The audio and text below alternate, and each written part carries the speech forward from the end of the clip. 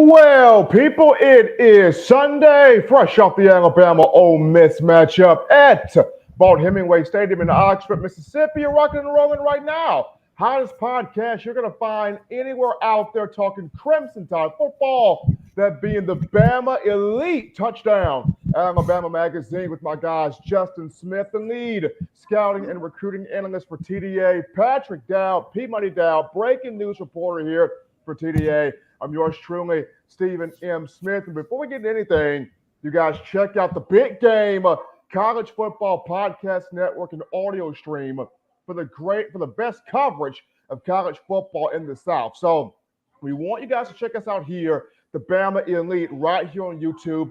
Give a like on the show, hit that thumbs up, subscribe right here. But if you can't get to us, then check out that Big Game College Football Podcast Network and audio stream for that coverage. Also, our guys at Prize Picks, fantasy sports, they got you covered. Whether it's college football, college basketball, NFL, MLB, NBA, esports, boxing, UFC, they got what whatever flavor you want, they got you right there. Prize Picks. If your thing is Alabama football, you match that deposit, $50 or $100, get that deposit matched back to you. It's you against the projections. Using that code BAMA100. That is BAMA100, Prize Picks. Check out our guys right there. But starting this thing off, Pat, man, how you feeling? It seems like over the weekend, Bama regained some toughness there. How you feeling, Pat? Yeah, no, it was an Alabama team that I didn't really recognize from this season that I saw against Ole Miss, especially in the second half. The first half kind of feeling like, oh, here we go again, just the same as weeks past. But saw some good things in the second half that I think a lot of people should take a lot of positives away from. Justin, how about your end, man? How you feeling, Jay? Yeah, I'm feeling good, Steven. Similar to Pat, I was impressed with what I seen out of the Crimson Tide, specifically in that second half as well. I think this is a team that has to fight the rest of the season, fight for themselves, and fight for what they want to do and what they want to show everyone. So I think I saw a lot of fight from those guys in the second half, and I think that was encouraging to see. So speaking of that fight, I mean, the first half, it just looked like, as Pat mentioned, Bama going through the motions. Quinshon Judkins was having his way. The freshman from Pike Road High School here in Alabama had over 100 yards rushing, 2 rushing touchdowns in the first half. It just felt like Ole Miss was giving the physicality there to Alabama. And then something was said on the sideline. I don't know what Bryce Young said or what Nick Saban. Well, we kind of can feel what Nick Saban may have said. I don't know what Bryce Young may have said, but in that second half, it became a completely different game led by Byron Young, native Mississippian, came as a 4-star in the 2019 class. And Byron Young, made himself some NFL draft money. 11 tackles, 2 sacks, 2 tackles for loss, a quarterback pressure, a forced fumble, a pass. Byron Young was everywhere.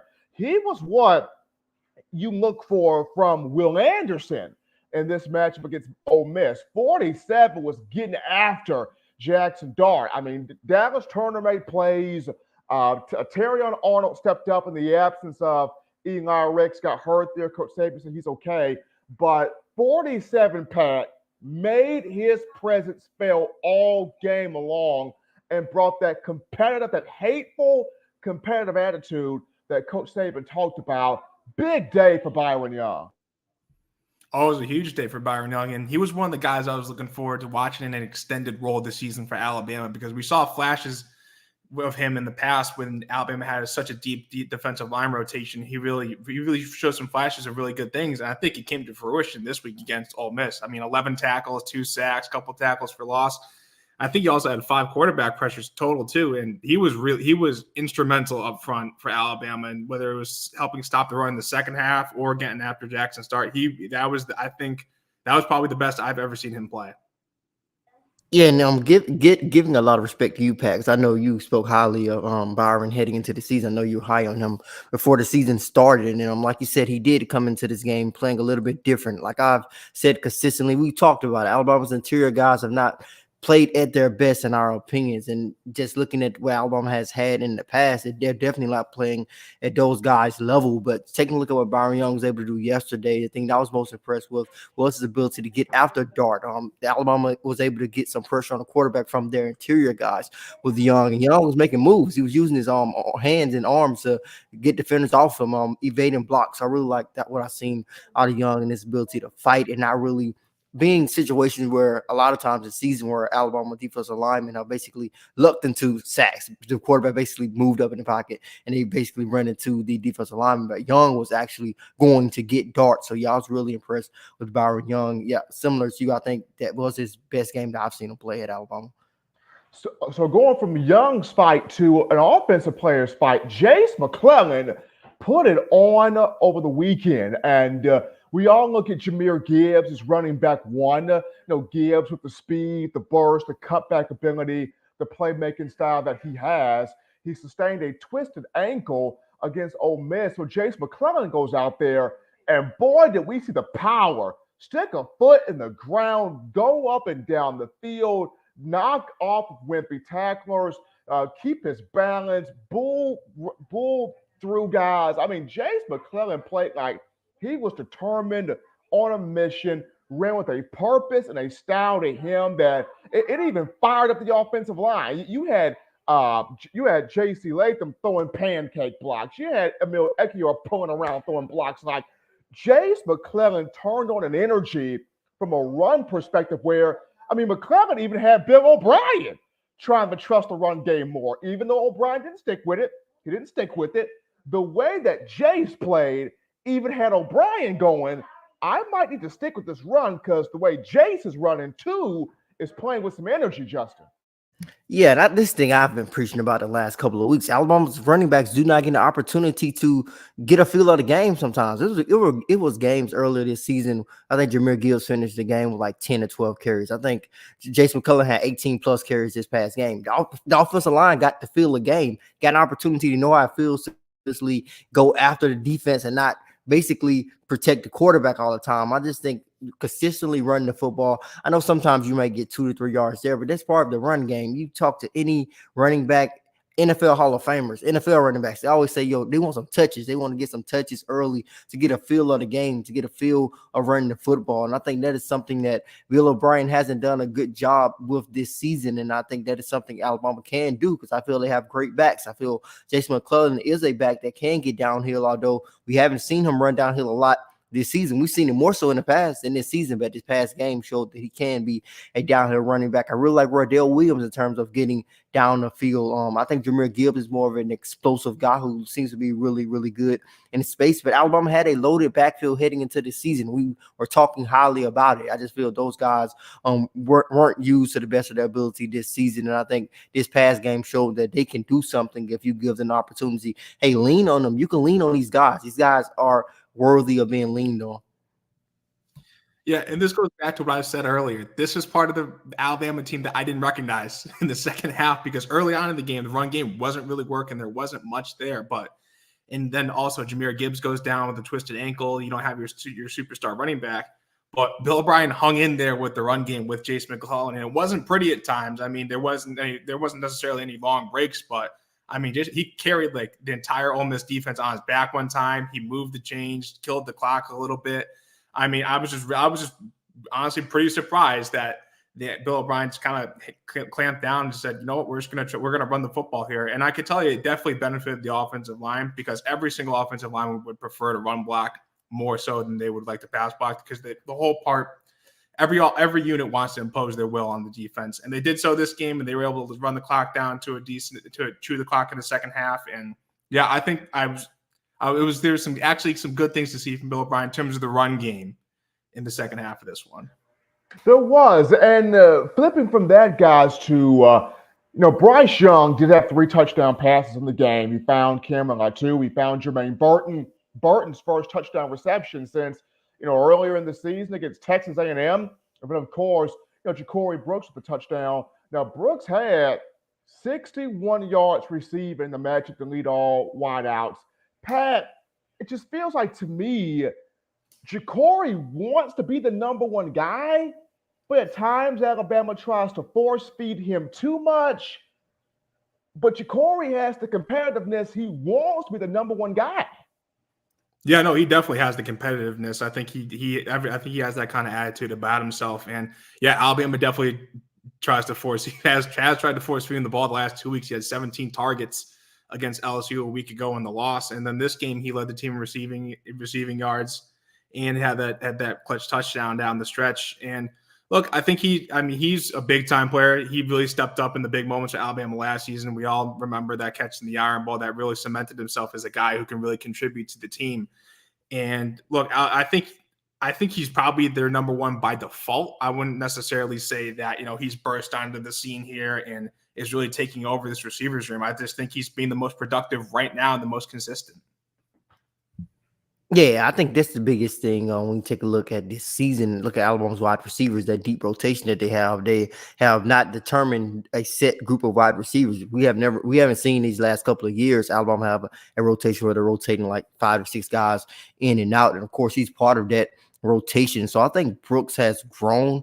I don't think this season he was ready to be the number one guy.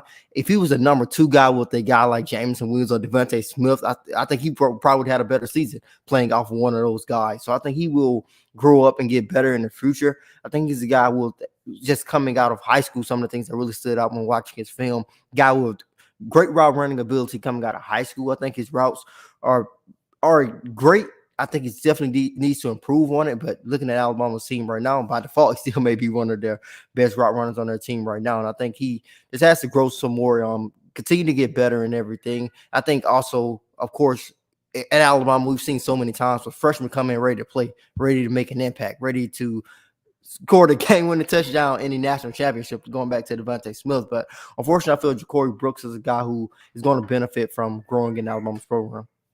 Speaking of freshmen growing here, Justin, Kendrick Law, you did a lot of his tape, a lot of his film, studied a lot of that young man out of Louisiana, 4-star in this recent signing class. Law got on the field quite a bit here against Ole Miss. He had about 3 to 4 catches here in the football game. And when you look at the struggles of Trayshawn Holden, is it time to look at Law as being one of the starters here in this wide receiver rotation? Because Saban mentioned it after the game that Law played well. He went out there, he played well, he blocked well, caught the football, did not get sucked into, because Law took a punch on the field, did not retaliate, showed the mental toughness even from a freshman perspective here. And he's got speed, got really good speed, dealt with a little bit of a hamstring issue there, finally has gotten back healthy. In your opinion, Justin, is it definitely now time to make that switch from Trayshawn Holden to Kendrick Law?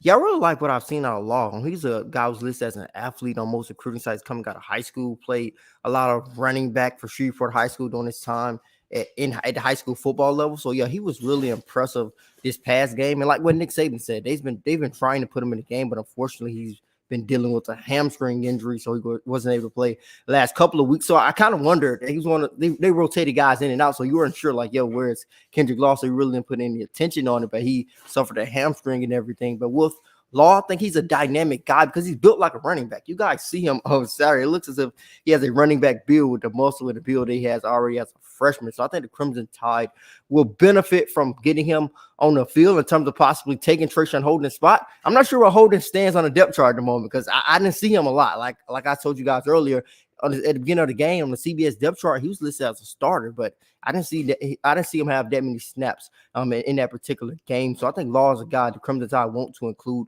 in the offense a little bit more. He's a guy who I feel can do some things after the catch, seems to have some reliable hands, and Bryce Young seems to trust him and have some chemistry with him. So I think that's important.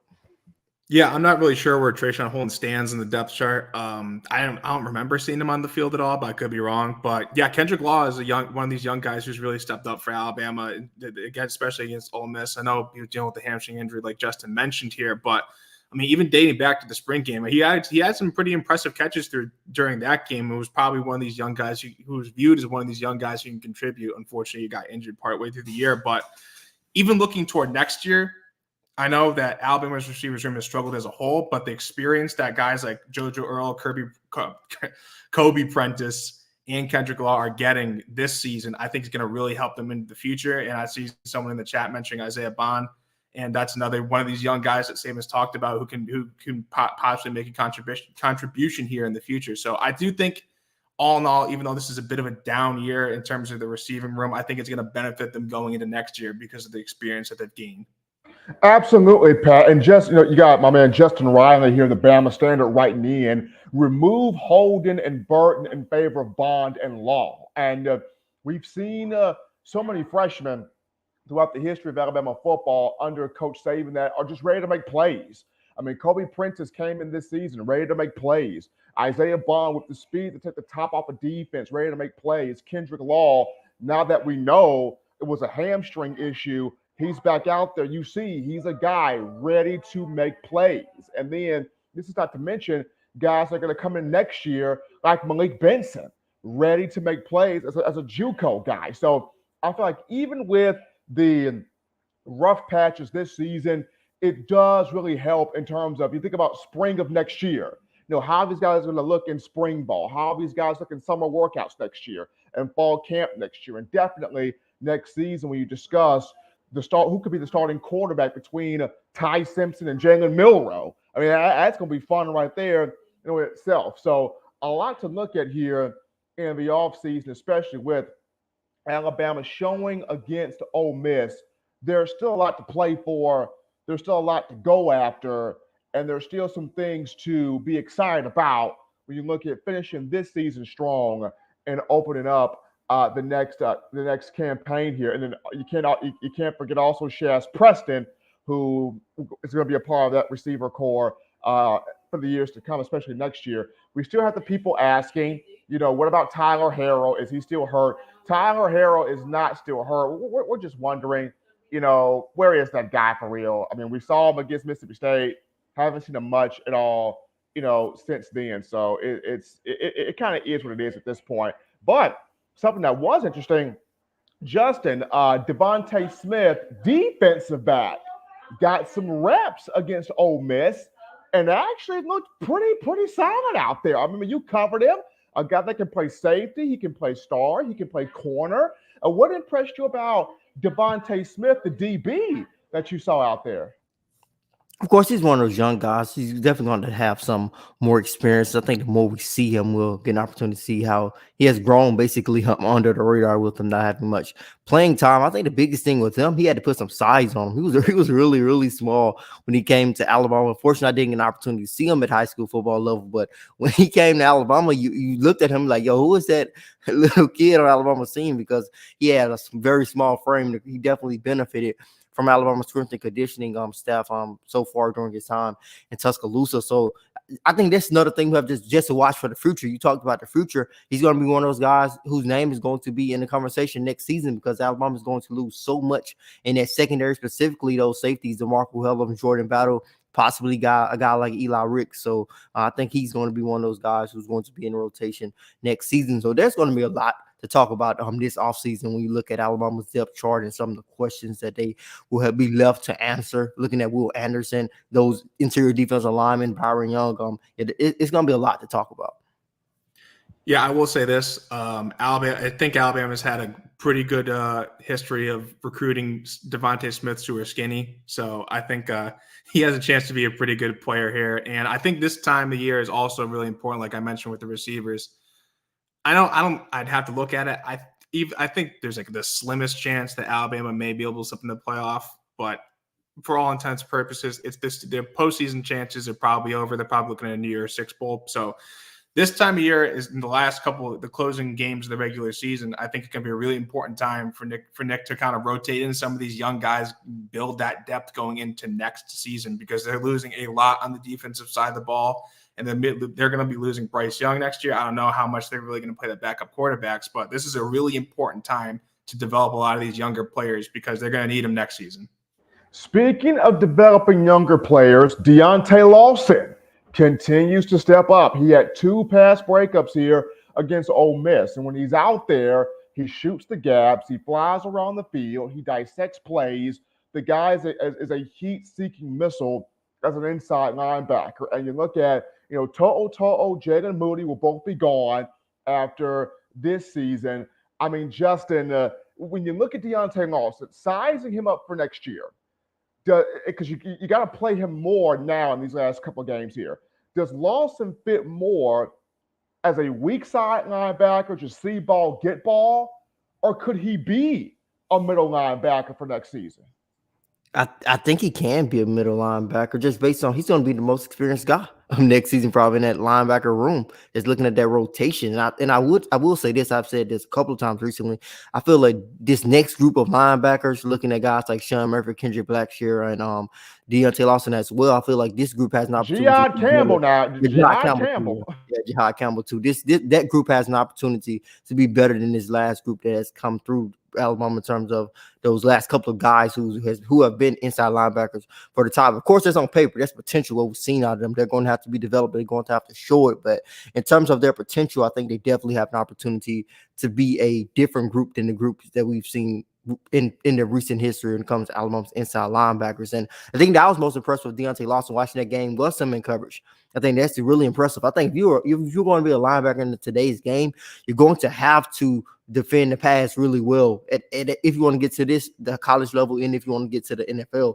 So I think he's a guy who has the potential to do that. He just plays like a linebacker. He's always just looked like a natural fit at that position. But of course, with those guys, they're going to have to definitely prove it. I think Alabama fans now are in the era now proving it. They've seen Alabama get every 5-star in the world almost. I think a lot of Alabama fans want to see things get proven on the field at this point in time. Yeah, and speaking to Lawson, I think one of the biggest reasons why he's been getting on the field more lately is his ability to play in coverage. Because, I feel like Jalen Moody, him coming back, he's really good. He's really good against the run, but I think that he lacks a bit in terms of coverage, which is why I think Lawson's been on the field a bit more the past couple weeks here. And in terms of Alabama, like you said, Justin, if Alabama fans are definitely in the mode of you got to prove it, because Alabama, even though you have 5 stars next to your name, you're just another guy in the program here, because everyone has their own story, everyone has their own amount of stars next to them, has their own amount of hype. So you really got to prove it when you come here to Alabama. Well, folks, as always, you got to check out the Big Game College Football Podcast Network and audio stream of the best college football coverage in the South. Check us out here. The BAMA Elite Touchdown Alabama Magazine on YouTube. Hit that like button. Give us a thumbs up. Appreciate the support there from you guys. But also that Big Game College Football Podcast Network and audio stream. Also, check out our guys at Prize Picks. Sponsors right there doing an incredible job. Fantasy sports. They got your flavors in all types of sport and market. But if you're feeling Alabama football, it's you against the projections. If you put in a $50 or a $100 deposit, you get that matched right back to you. BAMA 100 is the code. You use that code BAMA 100. Check out our guys right there at Prize Picks. But Justin, we got some thoughts here in the chat line about Amari Niblack here. And does he need to be somebody in these last couple of games that needs to be integrated more into the offense, especially with Cameron Latu moving on after this season? Niblack is somebody at 6'2", 6'3", 230 pounds plus, played receiver in high school, though he's listed as a tight end. I know he caught a touchdown pass earlier in the season, and Coach Saban looked at him as somebody that they were trying to groom and develop there to be the next breakout tight end. Is it time to use Niblack more as we round out the season? Yeah, I think he's one of those young guys who could possibly get an opportunity. If I was Alabama, I'd probably try to get him in as many run blocking situations as possible, because you're going to have to block. You're not going to get away from that. I know he has to put on some more weight, and I think he will benefit from Alabama's strength and conditioning program in the future. But he's going to have to get stronger and become a better blocker for sure. So I'll put him in those situations. Also, give him an opportunity to run some routes, hopefully get some balls thrown this way. But I think he can be a dynamic tight end if he gets it together in terms of being a full-fledged, complete tight end. Because like I've said on the BAMA Elite a couple of times, you're not getting away from blocking and putting your hand in the ground. You have to be a complete tight end. Yeah, and I think, Justin, you mentioned this in the past too, like about when any sort of team, any sort of college program recruits these tight ends. They're not in high school. They're not necessarily tight ends because they're much slimmer in the frame and whatnot. They're more or less wide receivers at the high school level. So when they do get brought into these 5-star programs, it takes a year because they got to put on that weight.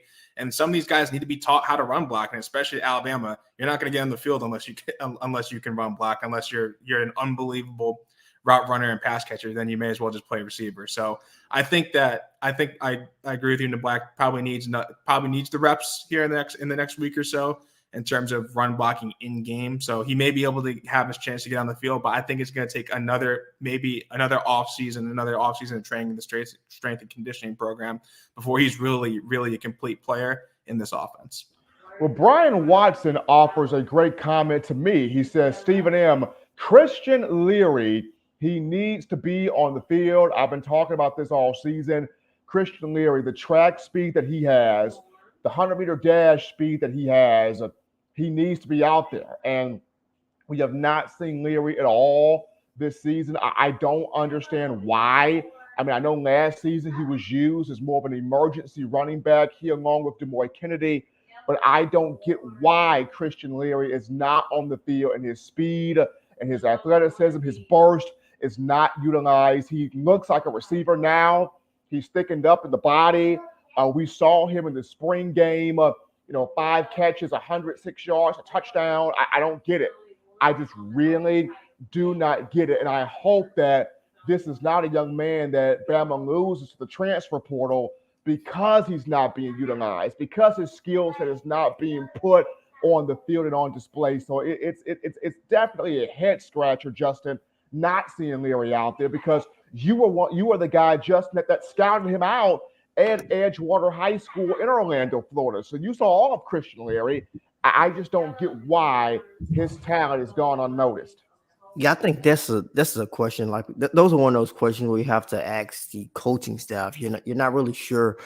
We're not really sure why he's not on the field and not even part of that rotation, because that rotation is deep. Like guys are getting opportunities. Younger guys younger than him, Bond and Law, getting opportunity to get on the field. Prentice getting the opportunity to get on the field before him. So yeah, that is like Jamie has said in the chat, that is a head scratcher. I think that's something you have to ask Alabama's coaching staff, and hopefully they probably will give you an answer. But they're the only people you really can ask in terms of their. They are not going to give us nothing, Justin. Yeah. They are not going to give us a word, man. In terms of the perception of him, it seems as if they have confidence in other guys above him in terms of the wide receiver position right now. But just looking at the skill set, like you said, he is fast, has continued to grow as a route runner, has continued to transform his frame. I think he came in a little bit on the chubby side. Now as his frame is kind of toned up a little bit now. Like I said, I always had that explosive burst. The only criticism I really had of his game, which is a criticism I have of a lot of wide receivers now. I feel like there is a lack of wide receivers who go up and get the football now. So many guys just play on the ground. Like I know that that's cool, and routes are so cool right now. I route a guy up, my routes are so impressive, and I think that's a kind of like a style thing now. But I think there's a lack of receivers now who can just go up and get the football, specifically on Alabama's roster. Because have we seen this year in the red zone where Bryce Young said, "Yo, let me just flick it up there and give my guy a chance to go and get it." We don't even see it. Corey Brooks did it one time against Vanderbilt, but I think that was it. Well, I think he kind of did it against Ole Miss too, on that one in the back of the end zone. He did. Yeah. But I'm counting on one hand, Yeah, and I would think Ja'Cory Brooks would be the guy, because I think that's the guy he has the most trust in. Like I said, I think Brooks has a good catch radius. I think he just has to continue to grow. He has shown the potential to do that, but I feel there is a lack of receivers who are physical and aggressive and are going to go up and basically snatch the football away. Has anybody on Alabama's team mauled somebody this year? Have we seen that this year? Yeah, I think there's a lack in that area. Yeah, I think in terms of Christian Leary, I mean, the wide receiver, well, it's strange. It is strange because the wide receiver rotation is already so large. They already rotate so many guys in there. So it really is kind of crowded. Like, so we need to get this guy this many snaps, this guy that many snaps. What's going to work here? Can he play this position? Can he play that position? But it's not like any of these guys have really emerged or separated themselves. So it kind of poses the question, like, why not just give Christian Leary a shot out there? But, we're not at practice. We're not at practice. This is a question for the coaches. I don't think there's any way they'd actually answer it truthfully. But I mean, I think it's just kind of a wait and see game until next season. What can he do to kind of break through into the rotation? Samuel Wilkinson writes in, what's going on with the other boot boys? And he's referring to Shaz Preston and Aaron Anderson out of Louisiana. I think both of those two are going to end up redshirting because we know Aaron Anderson had the knee issue prior to fall camp. He has practiced all the time since then, but has not necessarily got on the field. I think it's kind of too late, as Justin mentioned before, for Aaron Anderson to get out there at this point. So I think Anderson will redshirt. I think Shaz Preston will redshirt. He's gotten into a couple of games this year, hasn't really been asked to do a whole lot. So I think both of those two will redshirt, which is good for them because they get a year in the system. They get a year in the strength and conditioning program. They get a year in understanding this offense and the flow of what Holman Wiggins, as wide receivers coach, wants them to do, with these concepts. So I think both of those two will redshirt. And I think next season we could see some big things from Preston and Aaron Anderson. Yeah, I think a lot of these young receivers are kind of a victim of circumstance because their rotation is just so deep. And a lot of these guys are really talented all throughout the depth chart, but they just kind of need that year of experience and year in the program because a lot of the freshmen, whether it's, Earl's not necessarily a freshman, but Earl, Kobe Prentice, and Kendrick Law a little bit. I mean, I know Law's a little bit thicker, but a lot of these guys are a little bit slim, so they kind of need that year in the program to really build themselves out and turn themselves into Division I players. So I think, and also you bring guys like Jermaine Burton in, and then Tyler Harrell. There's just so much competition that Alabama's really struggled to really find that right group. So I think it's all kind of some of these young guys are kind of a victim of the circumstance. Yeah, for sure. I think that happens all over Alabama's roster. Guys, unfortunately, get buried. We see it time and time again. With me covering recruiting a lot of times, I just look back at their rosters, look at some guys I felt really had some potential, and they rarely get on the field throughout their time at Alabama. Derek Keefe, Derek Keefe. Yeah, hoping for an opportunity. And just looking at guys now, a guy who catching my attention a lot now, and I'm wondering, will he ever get an opportunity is Christian Story. I think his best opportunity probably will be next season with Helms and Battle leaving. I think he will at least have an opportunity to be one of those guys to be in the mix like Devontae Smith, to be on the field. So I think that is something to watch in terms of those younger guys who can come on the field. And some of those guys who I feel just unfortunately get buried in Alabama's depth chart. And that's just the nature of the game at a program like Alabama. We still got some thoughts here, folks, in the chat line here. So, Sweet Home Bama 22 writes in here, should Bryce Young, Bryce should win, I guess it's Heisman. Bryce Young should win Heisman. I feel like this year it's more impressive than last year just due to all of the stuff that Bryce Young has had to overcome, injuries among other things. But at the same time, I still look at people are gonna zero in on C.J. Stroud of Ohio State. People are gonna look at the year that Hendon Hooker had at Tennessee. I feel like other guys and just their stories will be pushed up more to the forefront than Bryce. But just due to all the things that Bryce has had to overcome, this year has been way more impressive than last season. But I think just the stories of other players will be pushed more to the front of the table than Bryce's. Yeah, I agree with you, Stephen. I do think that what Bryce has done this year is actually more impressive just because of how many times and how often he's had to carry this offense when nothing is working. And look, I think you mentioned the two biggest things that are missing from Bryce Young's Heisman campaign this season, and that's stats and story. There's not necessarily a stats and storyline because Alabama has 2 losses. The stats aren't necessarily there, but guys like C.J. Stroud, undefeated Ohio State, Hendon Hooker, reviving Tennessee, beating Alabama for the first time in over a decade. I think those guys just have stronger stories, which does play into how the Heisman, how the voters for the Heisman Trophy may cast their ballots.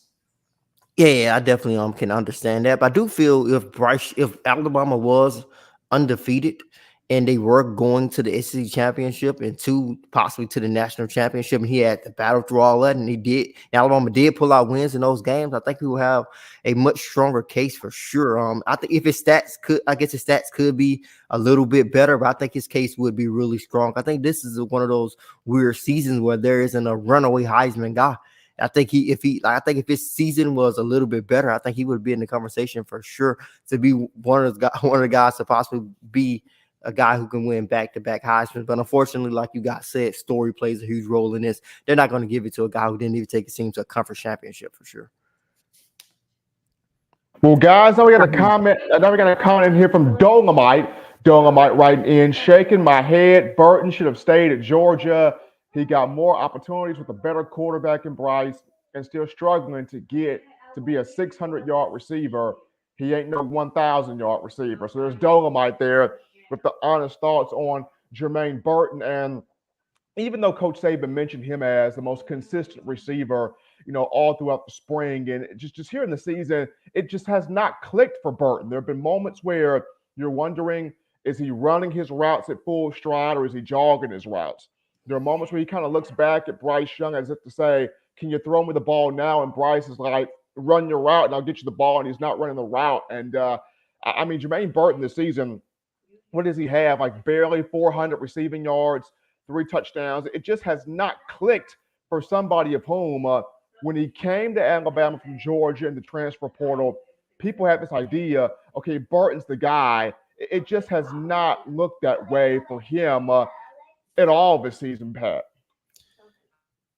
Yeah, and when Nick Saban now, since we've seen Alabama play several games this season, I don't know how much when Nick Saban called Jermaine Burton the most consistent receiver, I don't know how much that really meant, in terms of because this whole group has been very, very inconsistent. So, and yeah, look, it hasn't necessarily worked out the way that I think Burton wanted or what Alabama really intended, and I think part of that too, Burton being the transfer in, I think unfortunately he came in after someone like Jameson Williams, who had an unbelievable season as a transfer wide receiver, set the expectations so high. Can we just pause and just take a moment to honor the dog competitor that Jameson Williams was? You come from Ohio State into this offense in one season, your 3rd all-time single-season catches, your 5th all-time single-season receiving yards, your 3rd all-time single season. Like Jameson Williams in 1 year did all of this. And on top of that, played on punt team, got called for targeting. Jameson was just a dog out there as a receiver. Yeah, I think he's one of those guys that Alabama fans and Nick Saban misses.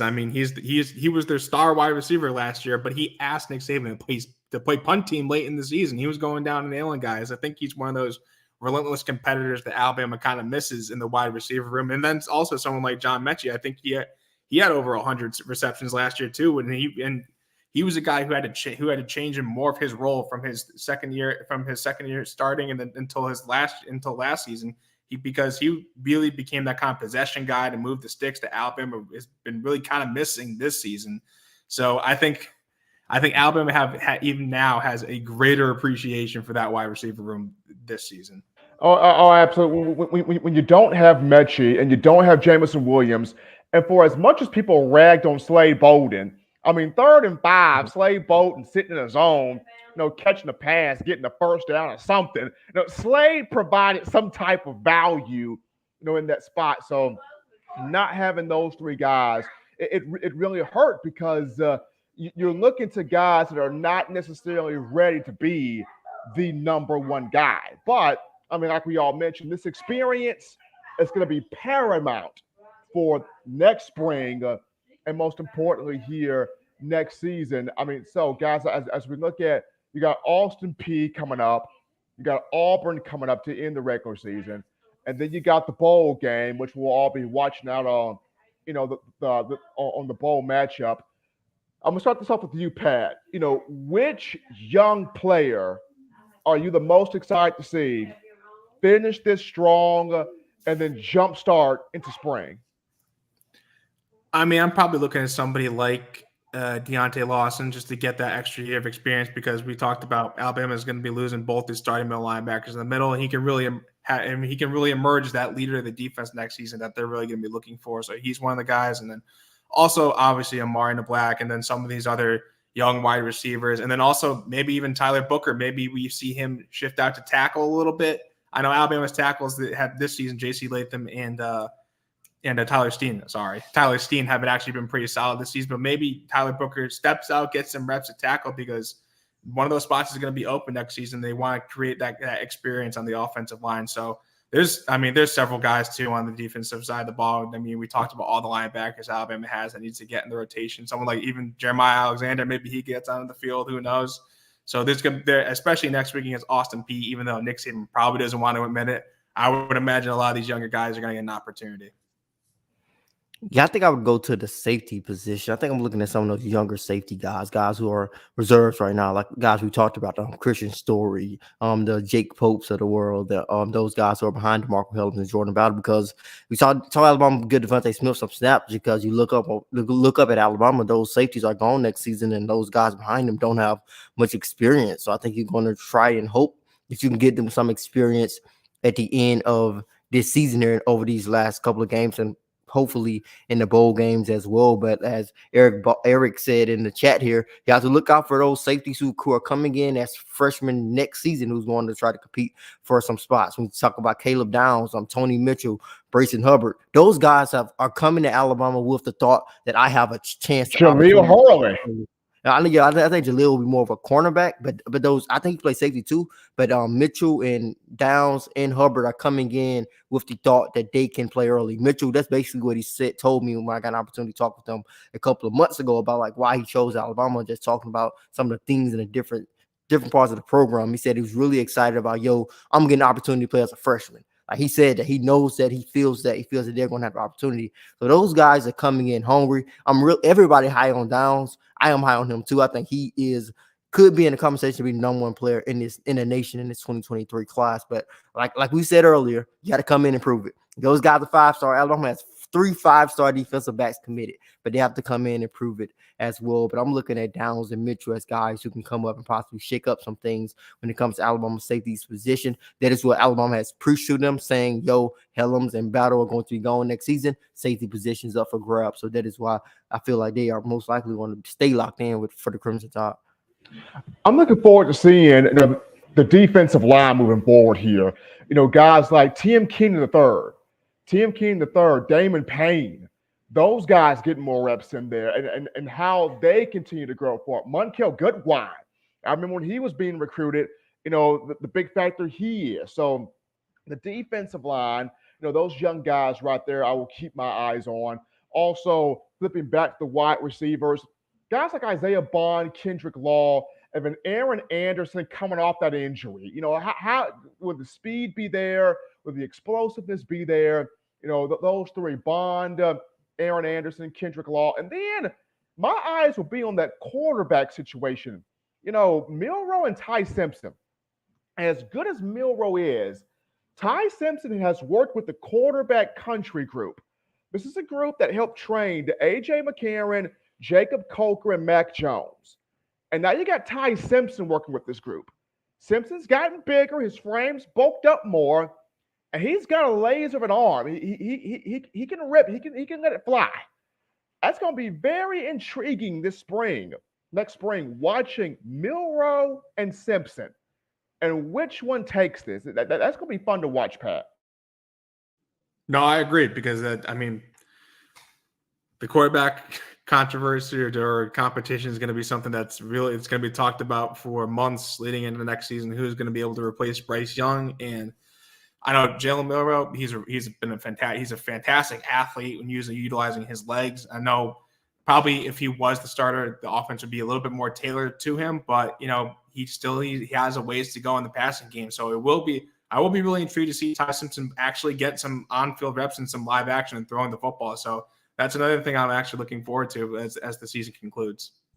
Yeah, and that'll be that's going to be, of course, the top headline throughout the offseason. Quarterback is the most important position in football. But looking at Milroe and Simpson, I think I've scouted and looked at both of these guys. But Simpson, I think this underrated is his feet. I think he has some decent speed. I think he's more quicker. He's quicker than fast, but he's a guy who can make some impressive plays, just eluding pressure and keeping his eyes downfield. Has sort of that brand of playing style similar to Bryce in his bag, but also looking at Jalen Miro, I think similar. Basically, I think Eric is still stealing my thoughts in the chat, but basically, I think it depends on what Alabama will do in terms of the offensive coordinator. Will Bill O'Brien come back? Will Alabama go elsewhere? Because I feel Jalen Miro is going to be a guy. I think if you tailor the offense to his strengths, I think he can be a guy who can really flourish. Of course, he's still growing as a passer, and we all know how fast he is. If he gets it together as a passer, he's gonna be a human highlight reel. He's gonna be somebody everybody's gonna be excited to watch every Saturday. But unfortunately, he has to get that together. I was muted there, guys. Come back here. Before we wrap this thing up, Justin, we got a thought to you from Samuel Wilkinson here in the chat as he writes in, "Hey, Justin Smith, I got a question. Do you think Alabama pulls in Tyler Scott and a surprise flip for this 2023 class here?" Yeah, anything is possible in terms of a surprise flip. It's just something you have to keep your eyes on. A lot can happen. There's a lot of time left in between now and signing day, although it's a little bit of a month away. Just take a look at a guy like Jahad Campbell. He was committed to Clemson for the longest time. He literally visited Alabama the weekend before signing day, and he signed with Alabama. So anything can happen in this particular time span. Alabama is in contact with a lot of guys who are still committed elsewhere. Of course, they're still trying to get their late pushes in with Peter Woods, Kelby Collins, two in-state guys who are verbally committed to other schools. But in terms of surprise flips, you just have to keep your eyes on that. But Tyler Scott is a guy the Crimson Tide are in a good position with. I do feel the Crimson Tide want to add another cornerback. LSU seems to be gaining some momentum with five-star defensive back Desmond Ricks, but Scott is a guy the Crimson Tide really like. Will actually take an official visit to Alabama when the Crimson Tide take on the Auburn Tigers. So I think the Tide are in a really good position with Scott. I think that official visit could go a long way. I definitely feel the Tide wants to add at least one more cornerback. Guys who are in the mix along with Tyler Scott, Damari Brown, and Desmond Ricks, and some other guys who may be committed to other programs who you have to keep your eyes on. So I think in terms of Alabama continuing to push for more guys in this 2023 class, a cornerback is a spot we have a question mark at. Not sure who exactly it will be, but those are some of the guys who are in the mix. Going to be interesting to see how that boils down to as National Signing Day getting closer and closer. That taking place there in December. But, folks, that's going to do it right here on a Sunday, recapping Alabama, Ole Miss, Crimson Tide, getting back to that toughness. Always Saban pleased with how the guys competed throughout the entire matchup, getting the 30-24 win in Oxford, Mississippi. For all of us here at Touchdown Alabama Magazine, for Justin Smith, my man Patrick Dowd, I'm yours truly, Stephen M. Smith. Until Thursday, you've been listening to the BAMA Elite